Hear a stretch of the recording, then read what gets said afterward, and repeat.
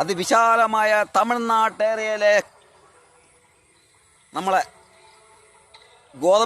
ഗോതമ്പട്ടേന്നുണ്ടോ? നമ്മളാ ഗോതമ്പൊന്നുമല്ല, ഇത് സോപ്പ് ചെടി.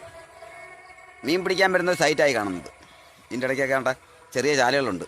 ഈ കാണുന്ന ചാലുകളിലൊക്കെ മീനും കാര്യങ്ങളൊക്കെ ഉണ്ട്. എന്തോ ഉണ്ട് ഒരു സോപ്പ് ചെടിയുടെ കഥ.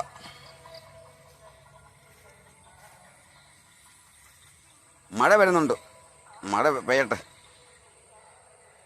ഇതേപോലെയൊക്കെയാണ് നമ്മളിപ്പം കാണുന്നത്. ഇസ്രായേൽ ഇറാനൊക്കെ യുദ്ധം ചെയ്യുമ്പോൾ ഇതേപോലെ മേഘാശത്തിൽ ഷീ ഷൂ ഷൂ എന്നൊക്കെ ചീറ്റിപ്പറിച്ചൊക്കെ ഒരേ സാധനം വന്ന് വീണ് പൊട്ടുന്നത്. ചുമ്മാതെ ഉണ്ടാക്കി വെച്ചേക്കൂല്ലേ, അതമ്മരിട്ട് പൊട്ടിക്കും. എന്ത് സാധനം ഉണ്ടാക്കി വെച്ചാലും ഒരു സമയത്ത് പൊട്ടിച്ചിരിക്കും. പൊട്ടിക്കട്ടല്ലേ.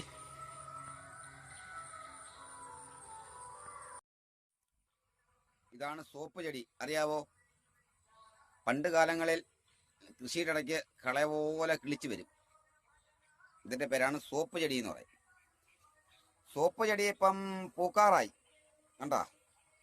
നല്ല അടിപൊളിയായിട്ട് സെറ്റായിട്ട് നിൽക്കുക. ഗോതമ്പ് എങ്ങനെ നട്ടേക്കുന്നത് അതേമാതിരി നിൽക്കുവാണ് സോപ്പ് ചെടി. ഈ സോപ്പ് ചെടിയുടെ ഇടയ്ക്ക് ഇതിനിടയ്ക്കൊക്കെയാണ് നമ്മൾ മീൻ പിടിക്കാൻ വരുന്നത്. നല്ല കൈതക്കോര, ബ്രാല്, പരള്, കൂരി എന്ന് പറയുന്ന ചെറിയൊരു ഐറ്റം മീനുണ്ട്. രണ്ട് കൊമ്പൊക്കെ ഉള്ള അങ്ങനെ മീൻ പിടിക്കാനുള്ള സൈറ്റായിപ്പം. അപ്പോൾ അതാണെങ്കിൽ സോപ്പ് ചെടി പരിചയപ്പെടുത്താമെന്ന് വെച്ച്. കണ്ട ഗോതമ്പെന്നേ പറയും.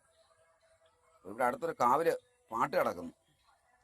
അങ്ങ് അകലെ മലമേലെ ആരാ ഇരിപ്പുണ്ടെന്ന് ശ്രീകുമാർ പറയുന്നത്, MG ശ്രീകുമാർ. ആരാന്നറിയാൻ വയ്യ.